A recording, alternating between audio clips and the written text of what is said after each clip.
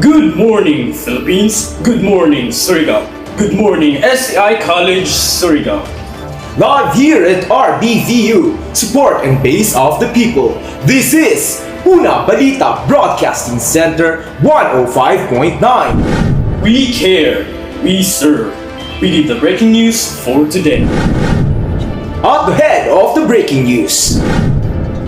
Teenage pregnancy among Filipinos aged 15 to 19 years old declined from 8.6% in 2017 to 5.4% in 2022. Pride and Prejudice. Lies hounds the Philippines Clear Anti-Discrimination Bill. A long-drawn battle to enforcement of law for Filipinos with rare disease. Acceptance rate of LGBTQIA+ in the Philippines. The Philippine government implementation of various programs to address the issue of lack of education. National Commission for Culture and Arts, or NCCA, supporting Filipino artists who make significant contribution to the development and promotion of Philippines art and culture. The waste problem in Surigao City, specifically in the areas near the water. Teenage pregnancy among Filipinos aged 15 to 19 years old declined from 8.6% in 2017 to 5.4% in 2022. We will have the report from Ms. Marizil Carlin Galanita.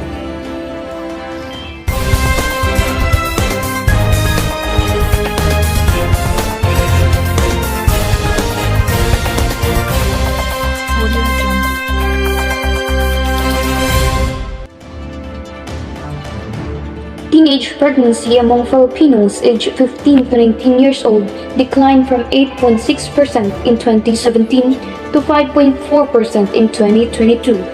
Of those who became pregnant, 13.3% were 19 years old, 5.9% were 18 years old, 5.6% were 17 years old, and only 1.7% and 1.4% were aged 16 and 15 respectively. According to the Philippine Statistics Authority, 0.4% of those who were pregnant suffered pregnancy loss.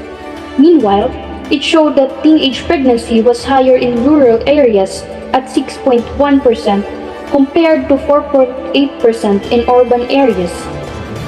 Northern Mindanao recorded the highest percentage at 10.9%, followed by the Davao region at 8.2%, Central Luzon at 8%, and Caraga at 7.7%. The Ilocos and Bicol regions recorded the lowest at 2.4%. According to PSA, the percentage of teenage pregnancy also decreases with increasing wealth quantile.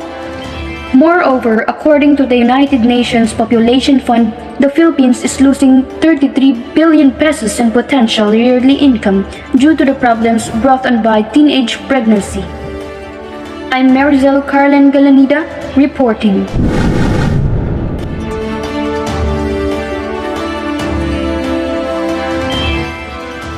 Thank you, Carlene. Pride and Prejudice lies hounds the Philippines Clear Anti-Discrimination Bill. For more details, we have Ms. Kimberly Joy Maiso for the report.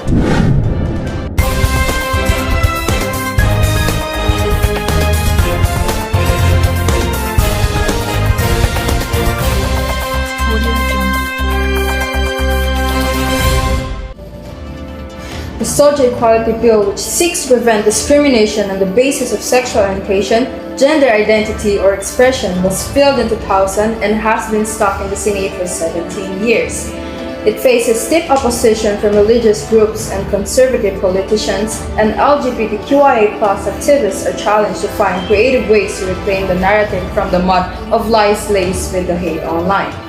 Don Kevin Apal aims to apply data forensics to investigate this information around the globe, both in the real world and online. The investigation will explore how virtual discourse, media coverage, and disinformation networks shape real-world events and influence the bill's fate.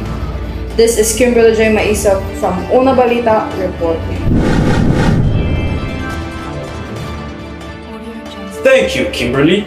Now, a long-drawn battle for the enforcement of law for Filipinos with rare disease. To report by Ms. Natalia Leorado.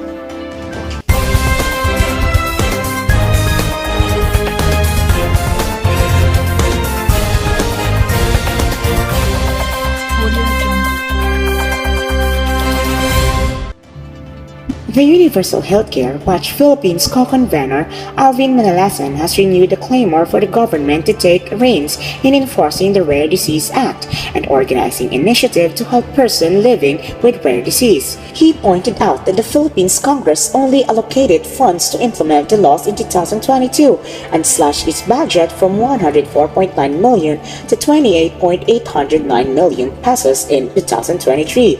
The UHC Watch, together with the Philippine Society of Orphan Disorder and the state-based ADR Institute, would hold a dialogue with stakeholders on Tuesday, March 2021 to discuss the details on how the law is being implemented, how the initial budget was used, and how implementers aim to make do with the augment this year's budget.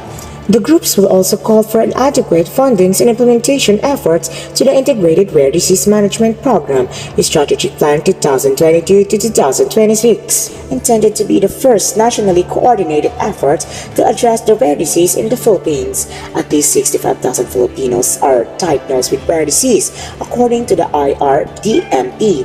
The stack of challenge, including the high cost and inaccessibility of medicine, confronts ELWRD. This is Natalia Lorado, RBVU Una-balita. Thank you very much, Ms. Natalia. For the next report, acceptance rate of LGBTQIA+ in the Philippines. Let's hear a report from Mr. John Kelvin Buasa.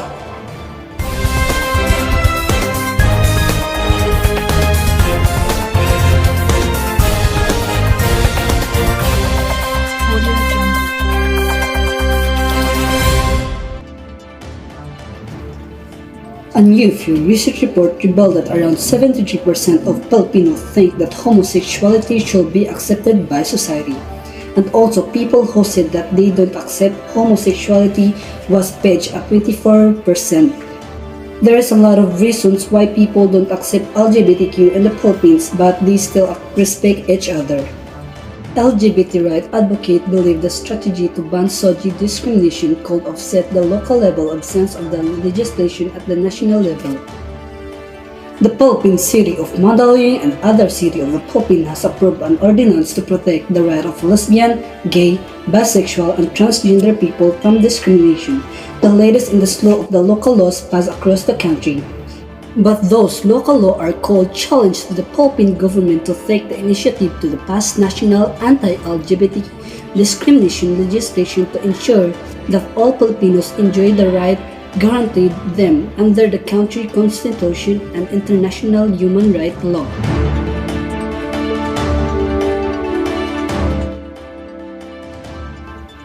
Thank you, Mr. Buasa. Up next, the Philippine government implementation of various programs to address the issue of lack of education. We will be right back after a short commercial.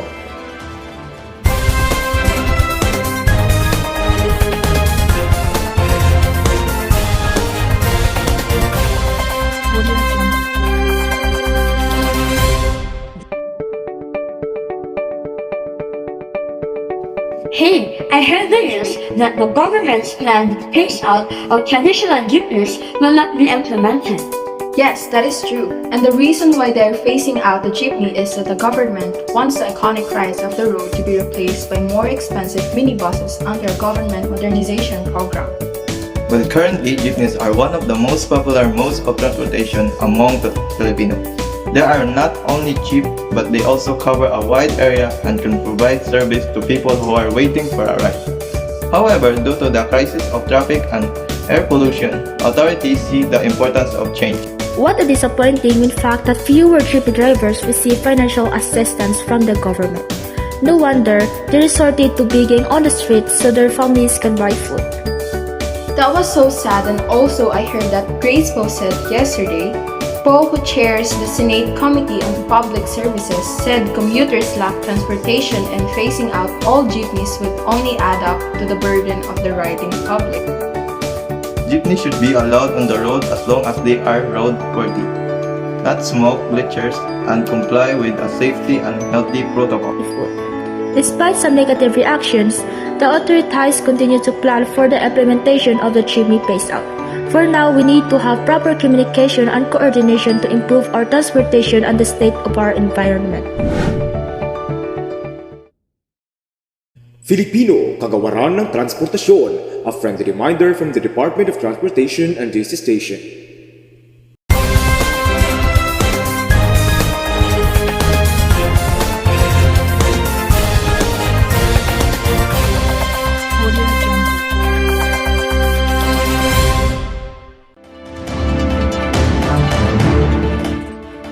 You are back at listening on RBVU, Una-balita Broadcasting Center.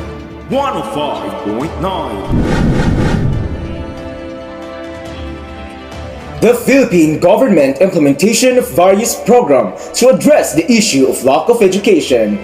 We have Mr. Robert Domo for additional information.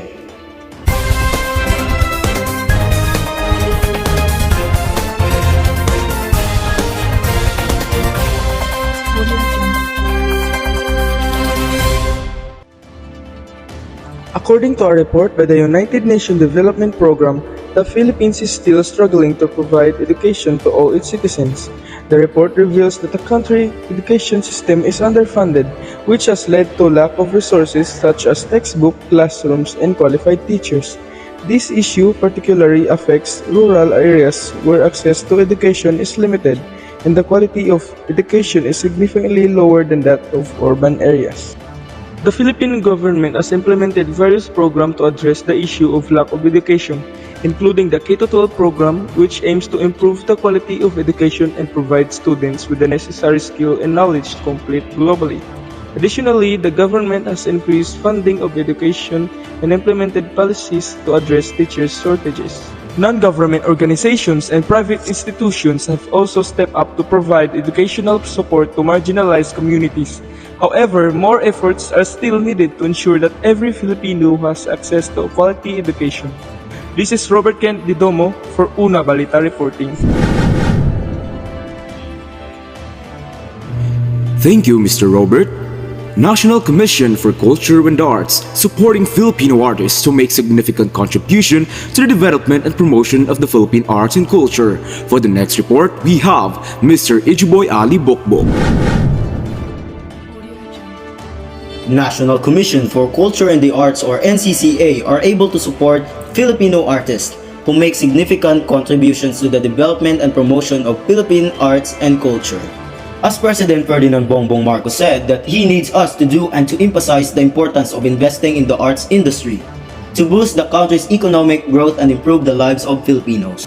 Then, create insights that open doors for innovation and productivity, and as it should for conservation.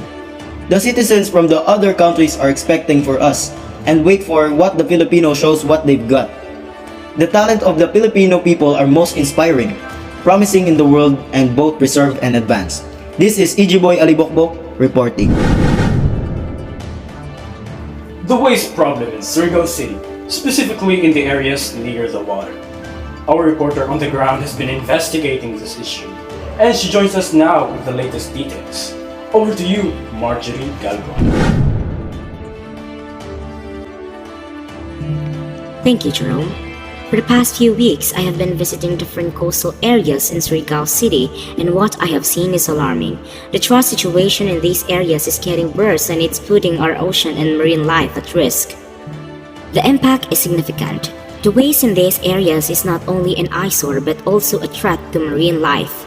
Fish, turtles, and other sea creatures mistake plastic for food, and ingesting it can cause them to become ill or even die.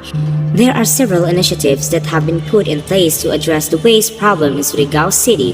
For instance, some barangays have started to implement proper waste management practices, such as segregating trash, composting organic waste, and recycling.